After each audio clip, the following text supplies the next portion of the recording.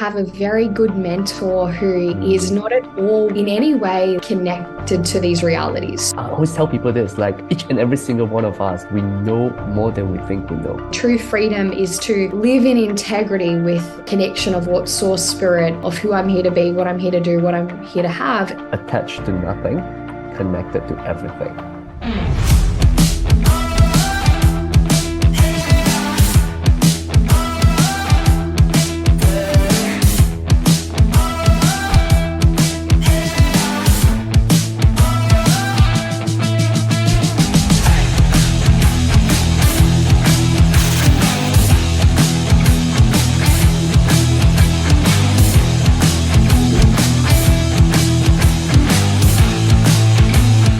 Amazing. Welcome to another episode of Unchaining Humanity. I've got an amazing thought leader, Samantha, here with me. She's an amazing friend, amazing contact, and she's an expert specifically helping six-figure and seven-figure visionaries scale their business utilizing profit and purpose and supporting them by essentially becoming a business advisor and a consultant by their side, helping them expand their visions, helping them scale in ways that they themselves cannot see because of a mirror that's required for their own specific growth. So, awesome. Samantha, welcome to the conversation. Thank you so much, Ray. I'm so excited for this. I love this. Unchaining humanity. It's so that's so graphic. I love it. Yeah, that's awesome. So important. And this is what we were going to be like covering specifically in terms of what does it actually look like to experience true freedom of self, right? What does it actually look like to experience true freedom externally as well? Because there is always this concept of freedom that's being thrown around by different groups of people, by society itself. But we would really love to dive into the core understanding behind freedom and what it actually means for the people around us and for ourselves as well. So I would love for us to explore in your model of reality, in what you have been through, in the experiences that you have gone through, what does freedom actually mean for you? And how is that important and relevant to humanity and society as of this moment in time? That is a phenomenal question. Oh my goodness. So I think for me, freedom is about living in integrity with what the connection to God, source, spirit is calling me to be, to do, to have. So to be free of other people's limits, other people's ideas of this reality, other people's ideas of who I should be, and to be then free of the own limits that exist inside of my own head with that identification. So true freedom is to live in integrity with that connection of what source spirit, of who I'm here to be, what I'm here to do, what I'm here to have, and to then, with that knowing of what that is inside, then create that in my external reality. Yeah, so important. I always mention this to people, like there is a certain acknowledgement and validation to this quote that the truth will set us free, because the truth in essence, it's one of the realest things that people can experience, whether it's an emotion, whether it's how we execute upon a reality, whatever that looks like. And as we begin to really experience the awakening that everyone is experiencing right now, especially for me personally, my perspective, especially with women, right, beginning to awaken to their own power, to their own strength, to their own masculinity and femininity within. Intuition, right? Intuition is the feminine, intellect is the masculine. And for such a long time, the intellect has been what has propelled society forward. And as you begin to experience a balance and an equilibrium in society, the feminine is beginning to tap into their power, their innate intuition, and beginning to create waves and ripples that are like anything that we've seen in history. So from your experience, how has your journey been in terms of uncovering your own femininity in this patriarchal society? And also, how do you envision women stepping into their power and facilitating the vision that is for humanity at this moment in time? For me, I grew up with a dad who was the provider and my mum was like the home bearer. And so I noticed that my masculine feminine relationship inside of myself was that, where I, in the early stages, like I rejected my mum and rejected my femininity. And then I was my dad. I really wanted my dad's love and approval. So I worked really hard. I was very masculine in nature, but I wasn't in touch with my emotions. I didn't know how to receive.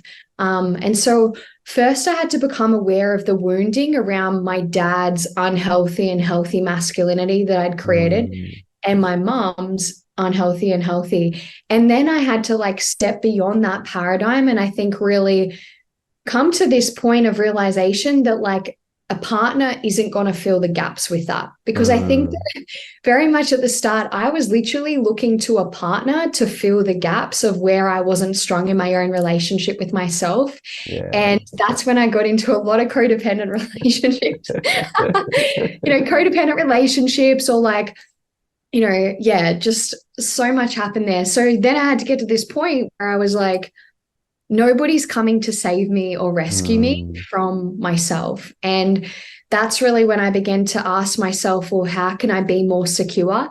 For me, in the feminine, it was more about how can I be more secure in my ability to be with my emotions, to know that I'm worthy of receiving. And with the masculine aspect, it was like, how can I be confident in my ability to lead and create the life I want rather than waiting for a man to save or rescue me, which was a really hard thing to get around when my mum always had kind of outsourced her power to a man.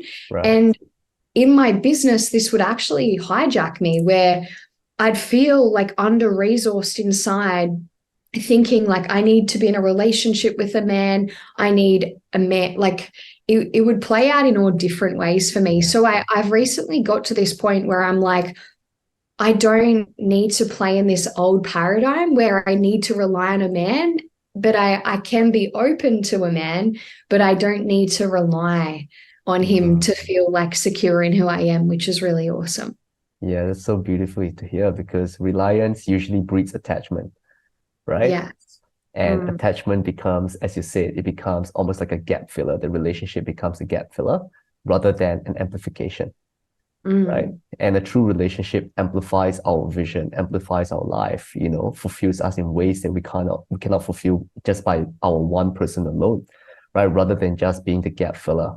And I remember a good friend of mine, she shared with me this very powerful statement. And she said this: attached to nothing, connected to everything. Ooh. Yeah. That's good. That's amazing. Oh my goodness. Yeah. And that's so powerful. So as you begin to lean into the business side of things with what you've been through, what was the inspiration? Like, how did your life events line up in ways that created a trigger or a spark or an inspiration that got you like, this is what I want to do, relative to working in a corporate job or working for someone else or working in a 9-to-5? This isn't a very public story, but to be honest, it was a few years back where I fell pregnant to a man that I was with. And when I fell pregnant, the connection and relationship, it wasn't 100% strong. And so I was in this paradigm where I think all my life up until then, I'd really focused on business and I neglected the feminine aspect of me that wanted to be a mom. And I didn't know how much I wanted to be a mom until this event happened. But I realized that I'd built my whole life on not really needing to be supported and being the super woman. And so if I wanted to become a mom, I hadn't built my business off that. I hadn't built this relationship off that. It was all on that masculine kind of energy where I had to be the one always doing everything. So when I was in that situation, I had to kind of reimagine my life of, well, what if I deserve to receive support? What if I don't always have to be the one pulling everything together? And that's when I remember investing into my future, going all in a few years back on, okay, I don't want to sacrifice my femininity anymore. And I want to be able to be the strong powerhouse woman and also the successful mom. I don't want to have my mom's paradigm. And I also don't want to have the complete opposite of that, which is to just be only business focused and not have the motherhood stuff. So I created this new vision and I went all in for 3 years since, creating, this other paradigm. And it's been a really rewarding experience. Yeah. Yeah, that's amazing, right? And it does shift someone's state of being and priorities when you begin to experience what it feels like to be a parent. People have no idea what the true embodied experience feels like until they are actually in that specific situation. As much as we can project empathy and compassion and class sanctions with regards to that specific situation. But the true embodiment really comes with literally embodying the child within, you know, and experiencing that through you. So what was the most transformative thing for you during that process as you begin to shift different aspects of your being? I think I was so different to my mum growing up. Through the rejection of her, I think I also rejected, I'm not going to be a good mum. Yeah, right. Like I'm only good with doing business stuff. I don't really get enjoyment out of cooking, cleaning, because the provider and protector in me is like thinking about let's create more wealth for the family, because I have such a strong embodiment of my dad. So I think that it was really about, well, maybe Sam, you're here to be a different mum than your own mum, maybe. And so it really was about me. By having this connection and this deep shamanic connection to the child, I realized I had to have the relationship with my mum, kind of not emotional sensitivity or availability, so that I can become a different mum than her. And I think that's what all of us as women are going through right now, is we are here to create a blueprint of what it means to be a female, and every single person is different.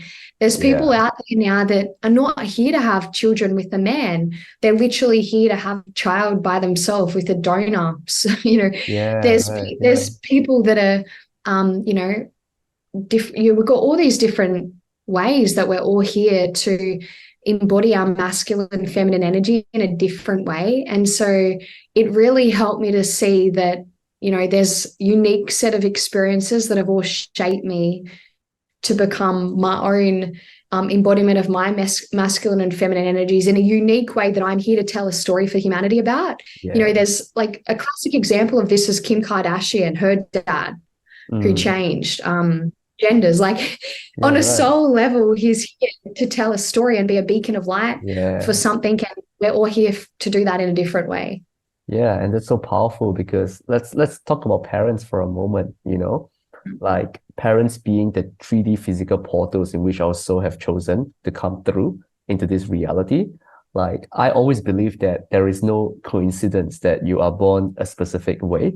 You are born a specific gender, a specific culture, into a specific set of parents, specific environment. Like, there is no coincidence that this is your specific life, that you've chosen for yourself.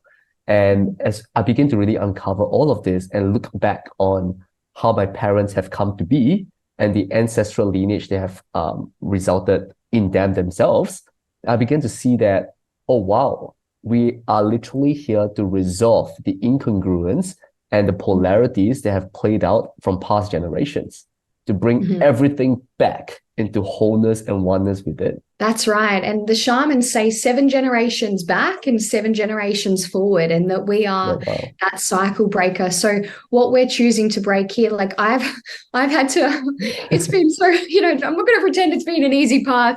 I mean, because when I connect into my masculine and feminine, my masculine's so much stronger than my feminine. So it's so easy. I'll get into a relationship and it wouldn't be playing out. But as soon as I get into a relationship, my feminine's like, so, and so it's been always so interesting for me to see where the imbalances are when I'm single, and then to see them when I'm in relationship is totally different as well. And that's the interesting thing about breaking those paradigms based on who our parents have been, even to do with stories like money, or health, or it's been such an interesting journey. Yeah, powerful stuff. And with your experiences in terms of being in a relationship with self when you're single, and then being in a relationship with another as a mirror, what has been the most transformative insight for you in the experience that you've been through that have given you the most understanding of self? These are big questions, Ray. I know. We're unchaining stuff, right?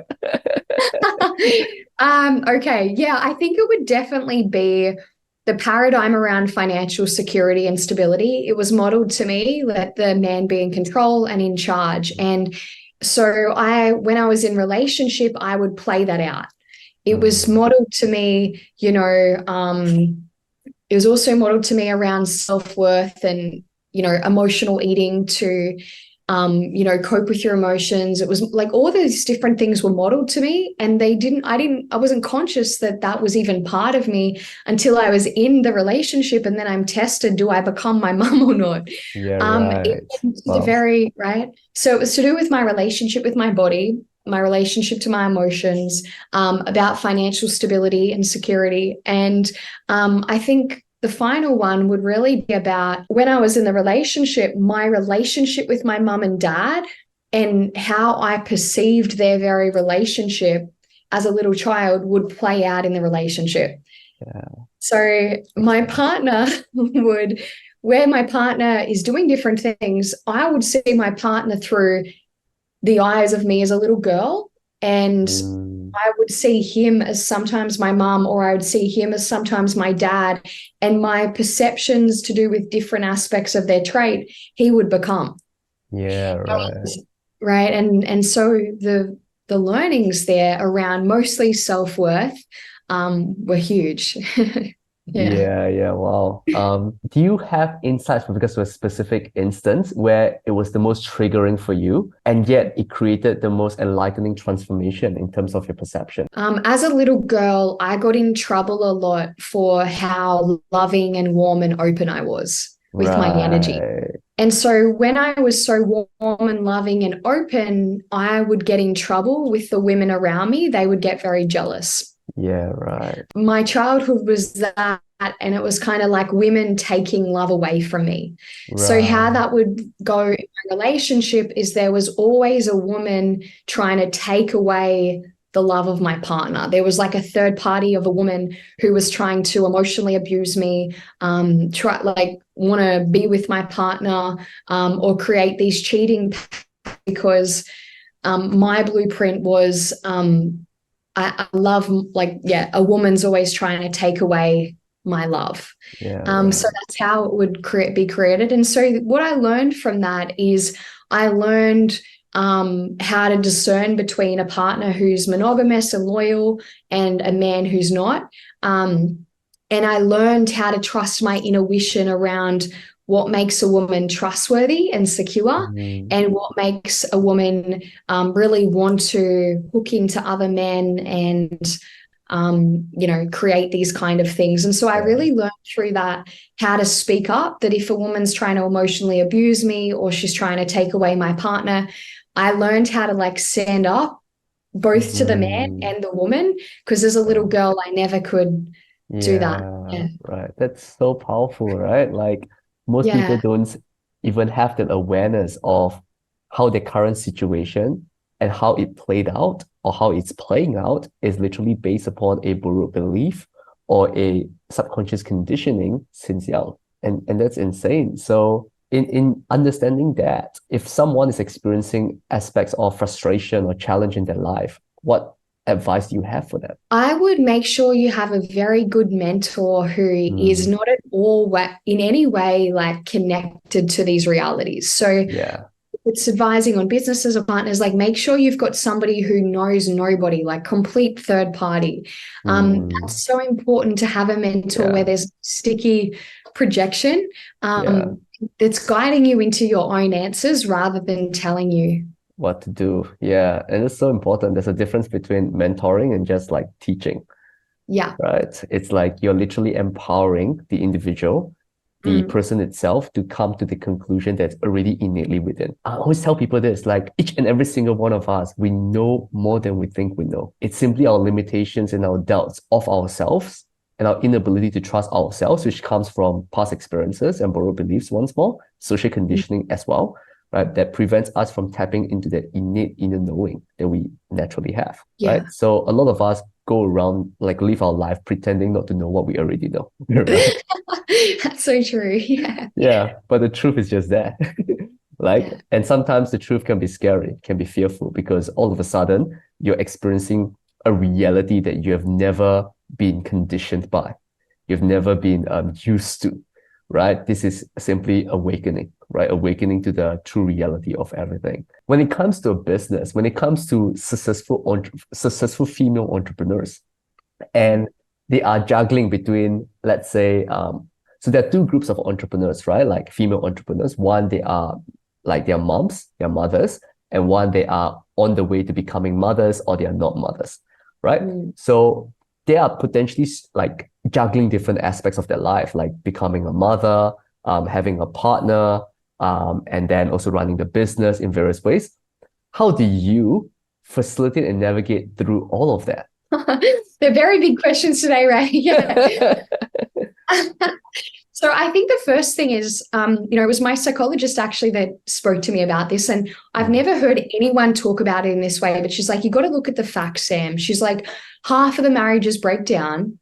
There's custody battles. There's like, you've got in today's world, you've got to recognize the facts of relationships, most of them breaking down, and marriages and families. And I was like, shit. So for me, it's like going into the relationship, not preparing for it, but just like being smart about knowing, we can't put our future in the hands of somebody else. Yeah. And I think that's so important. I heard another female leader talk about this, like, put your financial future, put your own future in your own hands, like, right? And I think this is about going, what really makes me happy and what are my strengths?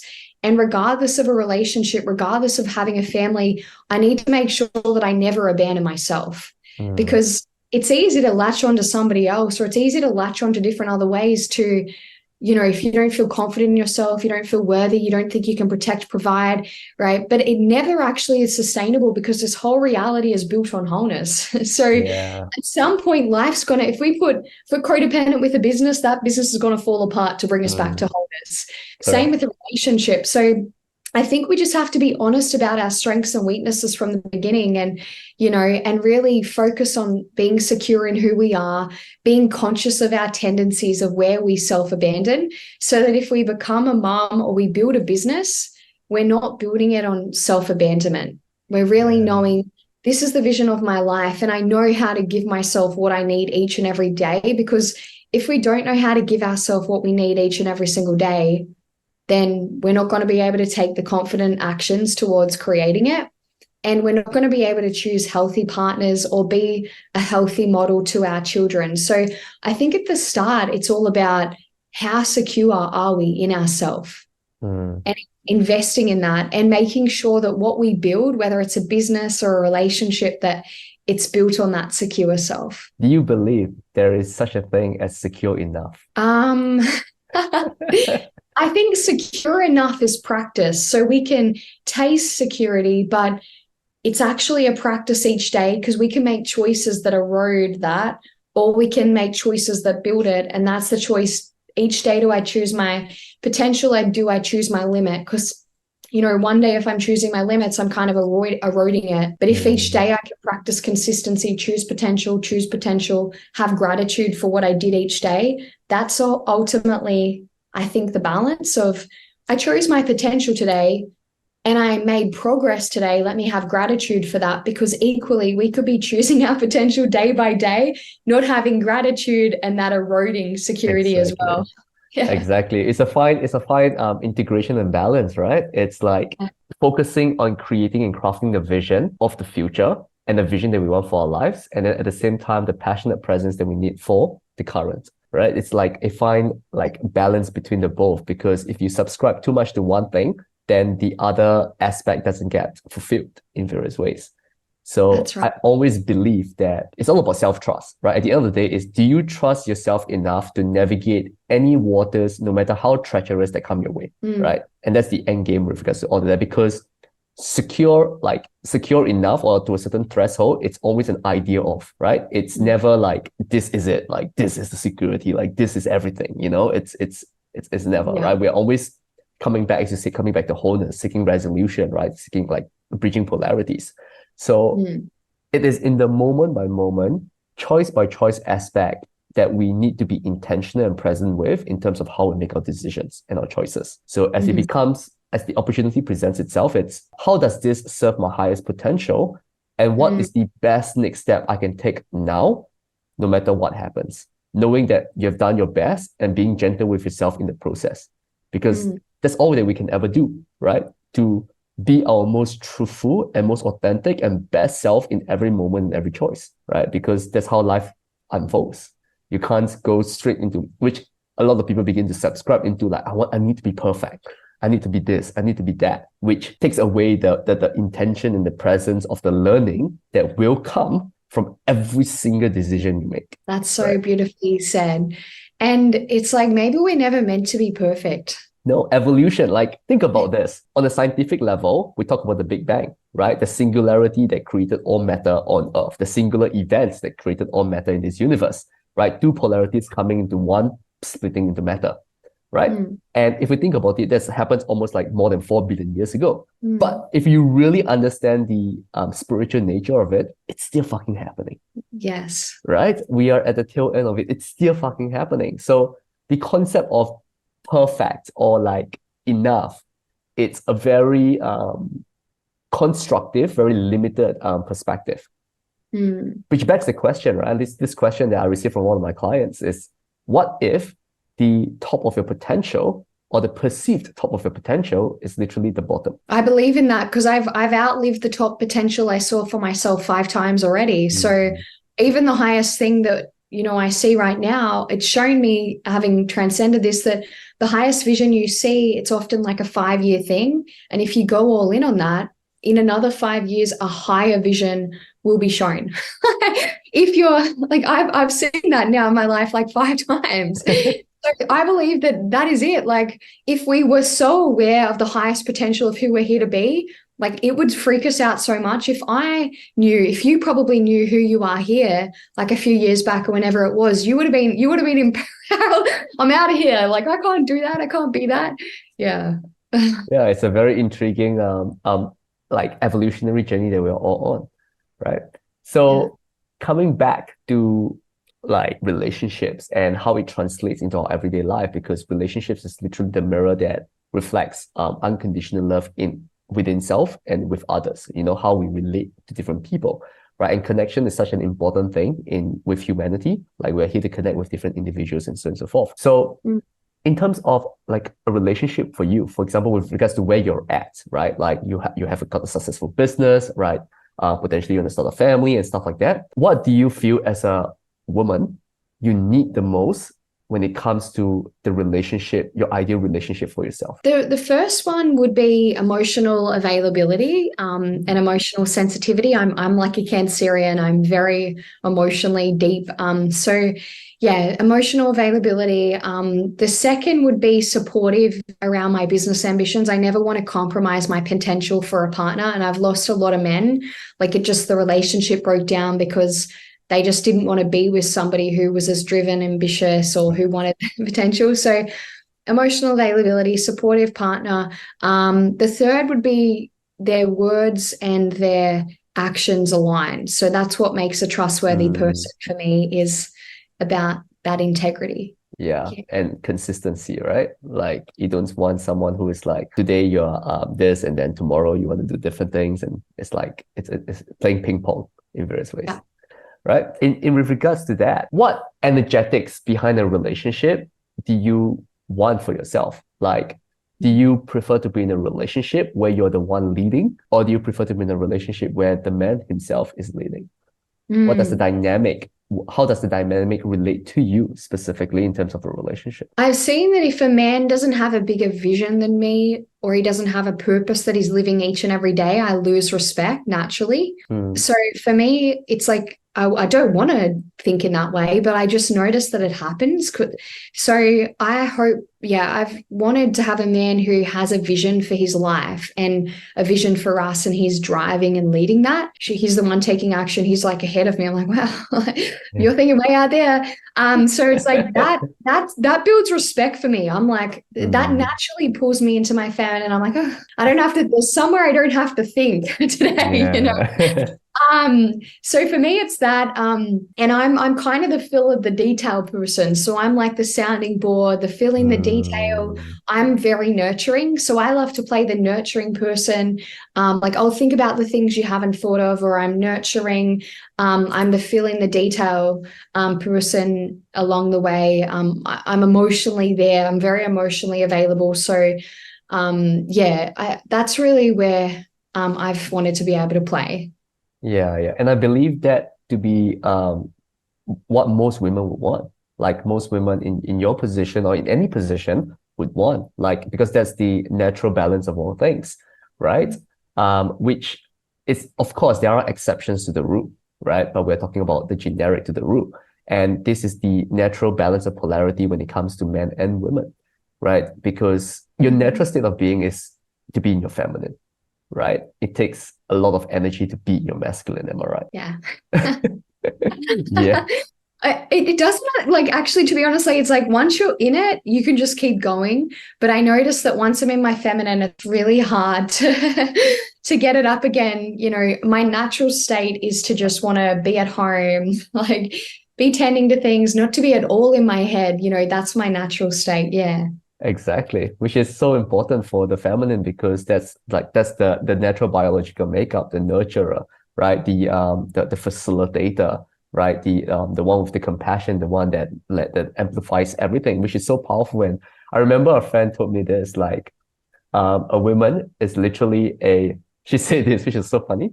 A woman is literally a black hole. She either sucks you all the way in, or she amplifies the fuck out of everything.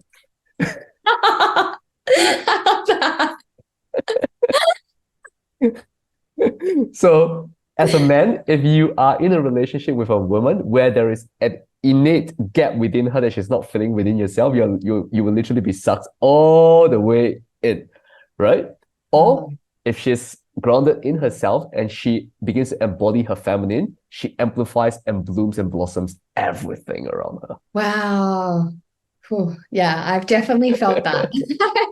That's a very good analogy. Yeah, which is so powerful in and of itself, right? Because of the portal that you are, right, as women are, in terms of like literally transferring life into this reality.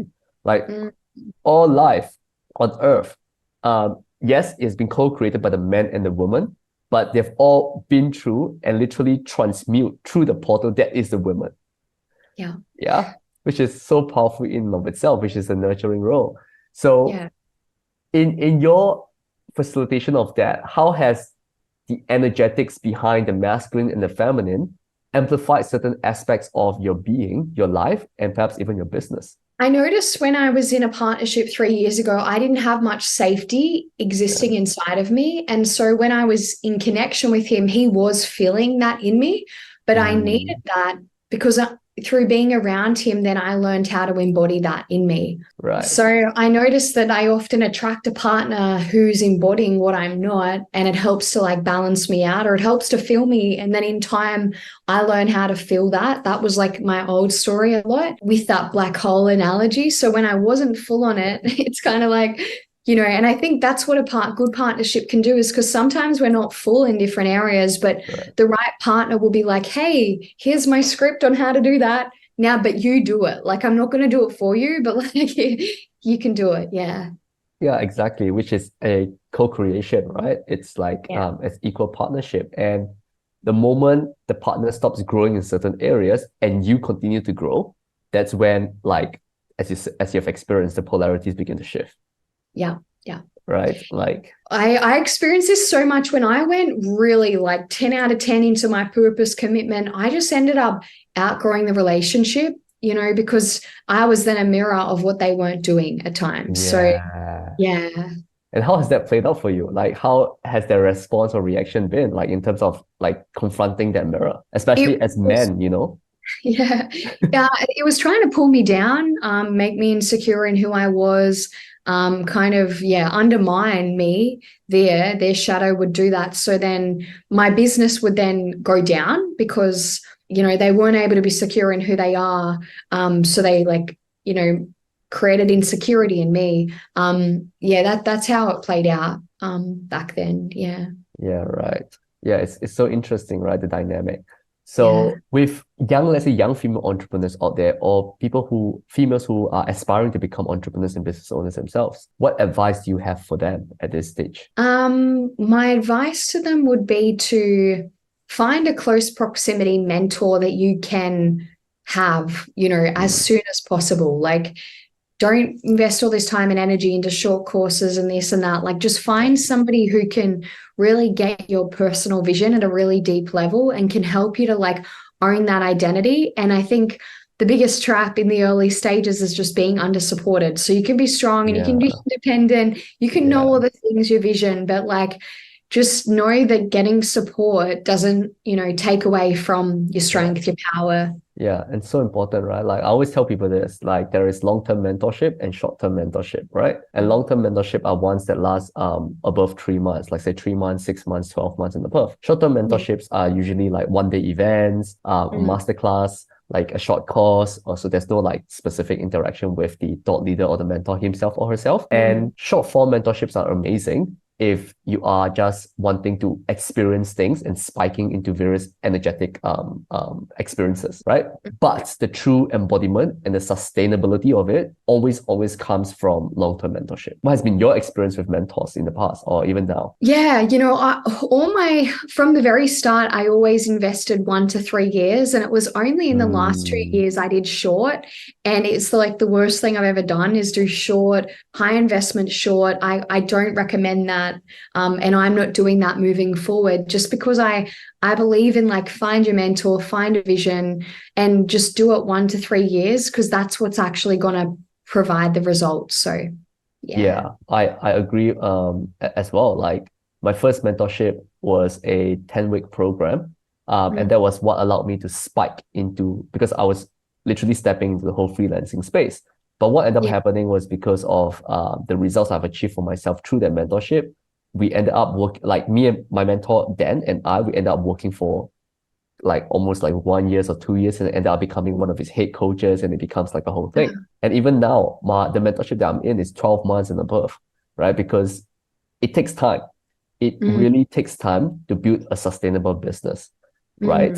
A lot of the coaches and mentors in the market that are promising you, oh, make 10K per month in 30 days or blah, blah, blah, right? It's not consistent. Like the thing is, you can achieve that spike in income and revenue really quickly, but the consistency and the sustainability of sustaining that year after year, month after month, and growing and evolving, it's a whole different matter altogether. Yeah. Right? Yeah, sure. Yeah, it is. It's not about the get rich quick scheme. Like there is no such thing as get rich quick, because yes, you can get rich quick, but you also can lose riches quick. Yes. Yeah. It's the sustainability effect that it's so important. So in talking about business and money, what was your earliest understanding or belief about money, and how has that foundational belief evolved over time?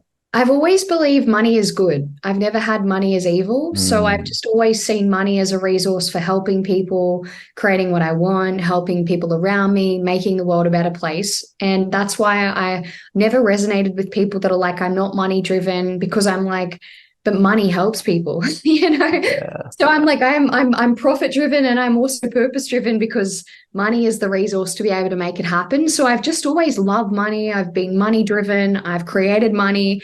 I've never been a talk about it person, because I often find the talk about it person and the walk and talk person is the walk and talk understands money as the resource for making it all happen. That's been a big thing that's been on my side. Yeah, wow. What created that relationship with money? Because for myself, right, I used to believe that I used to attach my own self-worth to money. Right? Like money determined my self-worth, because I came from a highly meritocratic society, that is Singapore, where a lot of your self-worth is determined by your external achievements, right? So like the grades that you achieve, the status that you achieve, how much money you make. So when I began to make money, I began to attach that self-worth that I didn't find when I was in school, that I didn't have that when I was in school, because I wasn't an A-star student, that now I began to experience through money, and my self-worth began to be attached to that specifically, which created a very warped relationship with money relative to actually utilizing it for the greater good of all. So for you, how did your childhood contribute to your relationship with money in terms of how it has transpired with you throughout your life? Money helped me to feel more safe, more secure, more loved. So because I felt so supported through money, I started working at the bakery at 14 and working 20 hours a week. So I was like, I love you, money, because money would create safety for me. It would create security. It would give me what the people around me weren't giving me. So I think I saw money as like a friend I could count on to be able to give me safety, security, belonging. Like it gave me all these different needs. And that's why I had a good relationship with it, because it was reliable, it was dependable. And, you know, I know that other people don't have that relationship in that way, but I tend to, because humans at points haven't been that reliable or dependable, but money has been. So I know that it's kind of created that relationship with me. Yeah. Yeah. How was your parents' relationship with money? My mum's a hoarder and my dad's the let's spend it before we have it kind of person. But he had an entrepreneurial mindset to just, you know, take big risks, and the risk paid off. So I've been able to take big risks with money and them pay off as well. Yeah, wow. Yeah, powerful, right? And it's so important, like what you just said. It's the relationship that you have with money. Like for you, it was a friend, right? For me, it was someone I can step on to achieve status. Interesting, yeah. Right? So that was a relationship I had with money, right? Which isn't a co-creation, right? It isn't like a partnership, right? It isn't like companionship, right? It really warped, you know, understanding of money, which people that I've come across, and there are people who have had that experiences with money, the relationship with money. So it's very, very important for us to actually look at all of this, because you really begin to look at the connection that you have with certain aspects of life and how that plays out in ways that actually didn't serve you, right? And created awareness to bring you back into oneness, to bring you back into wholeness, to resolve that gap, that incongruence that I had with money. So for me, it was resolving that. It was, how can I resolve the relationship that I had with money? And yes, I was making a lot of money, right? But that lot of money was still a crux for me, because it was what my self-worth was attached to, right? So I had to actually dissolve that and let go of the business that was, in order to redefine and recreate a relationship with money that I myself have never been through. Yeah. Right? Which was such a huge thing for me personally, which is so beautiful to hear from your end, you know, how that relationship has been nurtured and created, and how you are now, you know, flowing with it in various ways. Let's talk about your business, right? With regards to your business specifically, with everything that's going on, what is the current vision and mission you're aspiring to facilitate, and how is that relevant to humanity as a whole? So the highest vision is to create a world where wealth, we're talking about money, where wealth unifies the world. So this is where I want to be able to, by the end of my life, have created it normal that when somebody buys from people, that they also give. Yeah. So when we are here and people are buying their everyday things, that it's also giving access to fresh drinking water, breaking the poverty cycle, helping rescue children from child sex trafficking. So we have an abundance, abundonomics, which is like a giving economy rather than a win-lose economy. If we can have a giving economy, then we can solve the world's most pressing challenges simply by just living our lives, because the Good Samaritan Project says that the only reason people are not actually giving more is because they don't have time. So let's just make people be able to do what they're already doing, purchase, and then be able to unify the world. So that's the highest vision, is to somehow make that mainstream in entrepreneurship around the world. In the next year, the mission is to reach to reach 1 million people with this brand message. And the way that we're doing that is I have 2 business schools, Humanitarian B School, and that's really about helping to turn people's wounds into their greatest sources of wisdom, compassion, and power, so that they can have the money to make the impact that they're here for. And then I've got Illuminator Society, which is bringing visionaries together so that we can do think tanks a little bit like this and create that vision of the future. Beautiful, beautiful. And why is it much needed for humanity right now? Well, we've only got 6 years until the planet is beyond irreversible damage. You know, I don't want you, but like, I don't know if you've, you know, seen Earth lately, but there is 6 years. Some people are like, gee, Sam, you work hard. I'm like, really? Like, I'm just like, in my world, like, I'm so kidding. You spoke about connection. I'm like, I feel it. Like, don't you feel it? So yeah, that's what I'm working on. Yeah. That's why it's important. And what do you feel are going to be the greatest challenges and roadblocks in transitioning to that monetary system, or that system that you're facilitating? I would say the divide in the world between capitalism and like spirituality, that we have some people that are like, oh my God, the government's around to get us and money is bad. And then you've got, so I think it's about conscious capitalism and there not being this split between masculine, feminine, or money and spirituality, or governments and institutions and like the, so I think that has to heal that split and way of thinking. Yeah, and duality, it's always what creates judgment with regards to people, right? And judgment is born from guilt and shame. So you can't really bring things into wholeness and oneness through guilt and shame, because it essentially divides. It essentially polarizes. So it's so interesting, right? Conscious capital.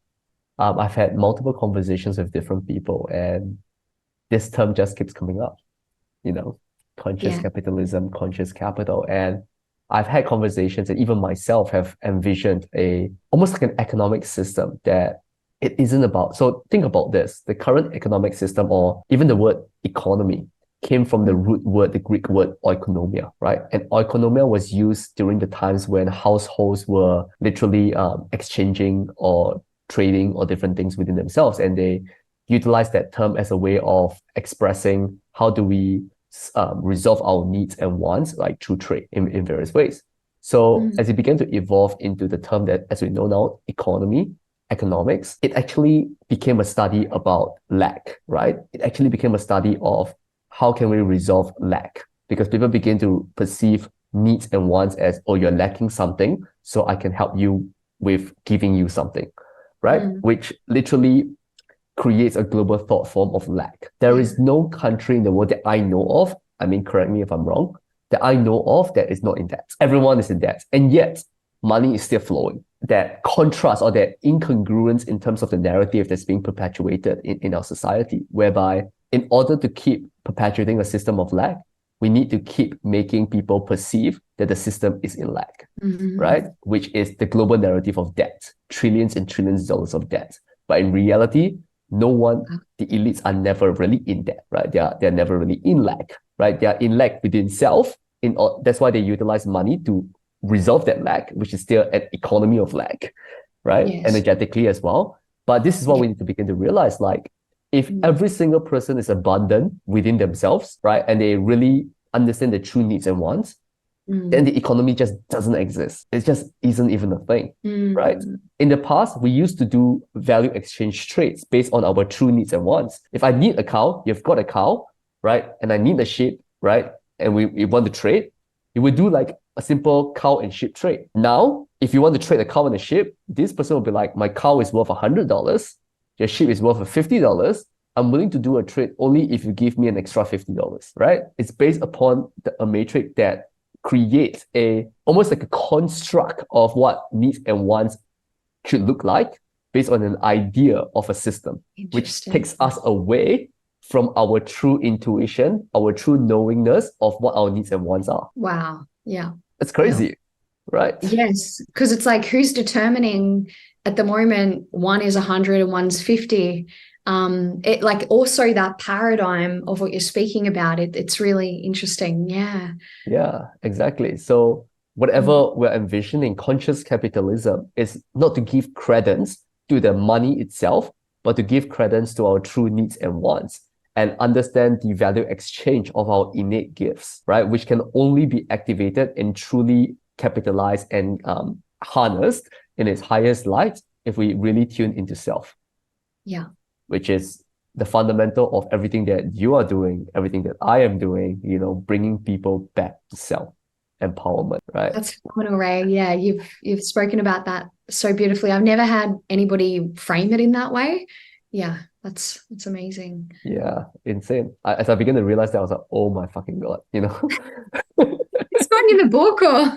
No, I've not, I think it's a combination of different conversations, ratings, and mirrors, and it just created this understanding, right? Which is exactly what we're doing. It's through these interactions, and sometimes I receive new awareness and new depths of awareness through conversations, and it just comes. It's not as though like I've come through, it's through the mirror that is true conversations, which is so important in today's world, right? It's all about, that's why we're having these conversations. These are literally conversations to unchain humanity, right? For us all to wake up from this false perception that we're in and wake up to reality, like real reality, like not the reality that has been imprinted upon us, which is coming back to what we spoken about at the start of our session, right? Yeah. Truth. Truth. Right, truth. So, final question, Samantha. If I am to put you on a stage and a platform where your message right now gets to be heard by every single human on earth, right? Every single one of them, what would you say to them? I would say that it's self-abandonment that's the root of all the disharmony that's happening in the world. And when we truly know that we're lovable, that we're worthy and we're enough, and can see that in ourselves and then treat others in this way, that all the problems that are existing in the world right now could be solved simply by just that one teaching. Beautiful, beautiful, beautiful. Honoring the truth of who we are is the reality we need to unchain and break free from the shackles of false perception, to embody like self-acknowledgement and let go of self-abandonment. And it is by acknowledging that truth is when we begin to really experience the miracle that is life, because a miracle is essentially truth rushing in if we surrender our defenses. Right? That's it. That's a miracle. Poet. Oh my goodness.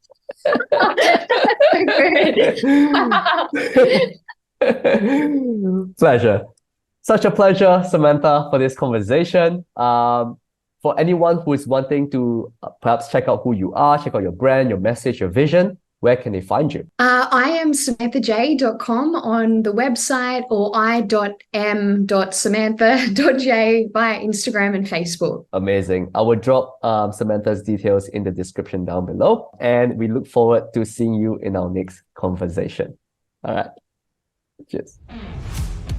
Thanks for watching. If you enjoyed this episode and believe in our mission to create a positive impact in the world, hit that subscribe button so you never miss our epic content. If it inspired you, share on social media. Imagine the ripple effect we could create together. Don't forget to tag me using my social media handles in the description below. We have some mind-blowing episodes coming up that you won't want to miss. Together, let's create a wave of change. Stay curious, stay inspired, and I'll see you in the next one.